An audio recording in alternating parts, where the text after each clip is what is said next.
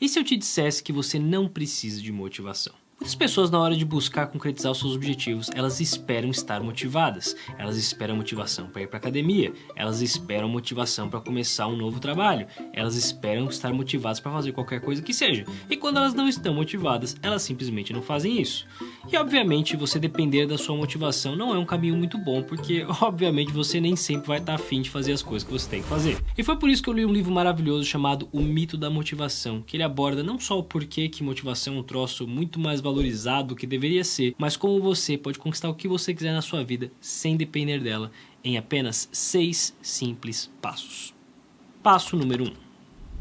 Uma das coisas que atrapalha você é que você tem escolhas demais. Dan Gilbert é professor de Harvard e ele escreveu o maravilhoso livro Felicidade por Acaso, em que ele questiona o quanto que muitas das coisas que intuitivamente parecem nos deixar felizes e motivados, na verdade não é bem assim que acontece. E uma das coisas que ele aborda no livro é justamente o paradoxo da escolha. O fato de nós termos escolhas demais, possíveis e disponíveis à nossa volta, faz com que a gente fique menos satisfeito com as escolhas que nós temos. É tipo a confusão que você tem quando você está no iFood procurando um lugar para comer. Tem tantas opções ali dentro que você nunca fica super plenamente satisfeito com a escolha que você tem, porque você fica se perguntando, será que não tinha uma opção melhor do que essa que eu escolhi para comer? E por mais que tenha sido uma escolha boa, você sempre fica com essa dúvida na cabeça, se perguntando se não tinha algo melhor por ali. E da mesma forma, tem tantas pequenas decisões na sua vida o tempo inteiro que você acaba gastando energia demais com elas. O que eu deveria vestir? O que eu deveria comer? Para onde eu deveria ir? Como é que eu deveria fazer essas coisas? E esse monte de decisão junto acaba desperdiçando uma cacetada de energia e evitando que você foque no que tem que ser feito de fato. E é por isso que a primeira estratégia é você eliminar as decisões tanto quanto possível. Pessoas que são altamente produtivas são pessoas que costumam ter rotinas muito bem estruturadas. Por quê? Justamente porque elas não precisam ficar pensando. Elas simplesmente abrem o calendário, abrem a lista de tarefas, vai lá e faz, independentemente de estar com vontade ou não, porque é aquilo que tem que fazer e é isso aí, não tem muita discussão. Quando você estrutura a sua rotina de uma forma que independa da motivação, você evita que excessos de decisões acabem entrando ali e tirando você do foco do que precisa ser feito. O que me leva ao passo número 2. Quando você tem coisas difíceis para fazer, é tentador você começar pelo mais fácil, pelas coisas simples, pelas coisas que fazem um calorzinho no coração, e deixar as coisas complexas, hardcore, que você não quer fazer desesperadamente de jeito nenhum para depois. O grande problema, como você pode imaginar, é que se você deixar as coisas difíceis para depois, frequentemente ou elas não são feitas ou problemas acontecem. Isso é tão profundo que um estudo com juízes mostrou que o horário do dia que os juízes tomavam decisões tinham diferentes níveis de condenação.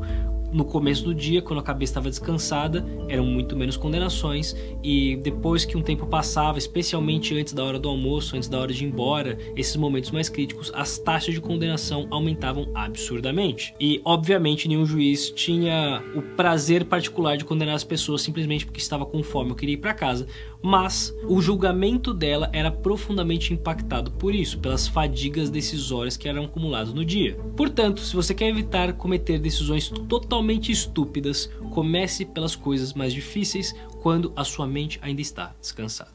O que me leva ao passo número 3. O seu corpo tem a capacidade de funcionar sem tudo que ele precisa. Se ele não tem água suficiente, ele funciona. Se ele não tem comida suficiente, ele funciona. Se ele não tem sono suficiente, ele funciona.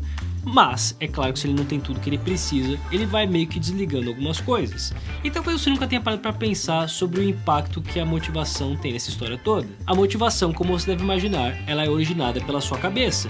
E a sua cabeça, caso você não saiba disso, funciona altamente à base de glicose, o que significa que se você não tem glicose adequadamente no seu sangue, seja para mais, seja para menos, a sua motivação da mesma maneira não vai funcionar como ela deveria. Portanto, se você quer evitar que a sua motivação esteja completamente desregulada, garanta que a sua alimentação está em dia. O que me leva ao passo número 4. Existe uma frase famosa do Nietzsche que eu adoro, que diz: quem tem um porquê forte suporta quase qualquer como. Às vezes a gente olha porque algumas pessoas vivenciaram e a gente se pergunta como é que elas foram capazes de passar por aquilo, como é que elas suportaram tanta dor, tanta adversidade, tanta dificuldade. E o que muitas delas vão dizer pra você, com certeza, é: eu tinha um propósito forte, eu tinha um motivo que era importante o suficiente pra mim pra suportar tudo aquilo. E quando a gente tá lutando por um objetivo complexo, difícil, uma jornada árdua, É fácil a gente deixar esse propósito meio esquecido, é fácil a gente esquecer o que levou a gente por esse caminho para começo de conversa. E é por isso que é fundamental você garantir que você lembre dele.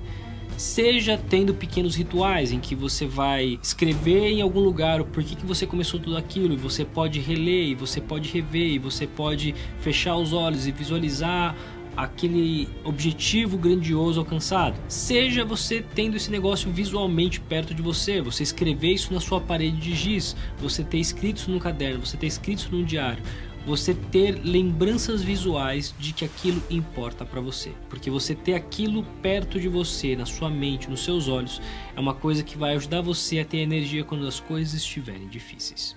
O que me leva ao passo número 5. É muito mais difícil comer bem quando a tentação ronda a sua casa, quando você abre os armários e tem chocolate pra cacete, quando você abre a despensa e tem queijos e coisas gordurosas e todo tipo de coisa que você não pode comer para seguir a dieta que você se propôs a seguir. E beleza, você pode ir na força bruta, mas você há de convir comigo que mais cedo ou mais tarde a força de vontade vai ficar fraca. É muito mais inteligente, ao invés de você ir por esse caminho dando murro em ponta de faca, você ser mais esperto e usar o ambiente ao seu favor. Tira tudo que vai contra você, tira as tentações, porque assim a sua jornada vai ser muito mais fácil. O que me leva ao passo número 6. Para você ter um resultado 100 vezes melhor do que você tem hoje, você acha que você precisaria trabalhar 100 vezes mais? É óbvio que não. Não dá para trabalhar 100 vezes mais do que você trabalha hoje. E no entanto, as pessoas frequentemente seguem a lógica de que se elas querem um resultado melhor, elas precisam fazer mais, mais e mais. O que obviamente é uma grande de uma estupidez. É muito melhor trabalhar esperto antes de trabalhar duro. E se você quer saber como você pode fazer isso, se organizar para render mais, trabalhar menos e ter melhores resultados, dá uma olhada nesse vídeo aqui, em que eu vou te contar como funciona o meu sistema de produtividade.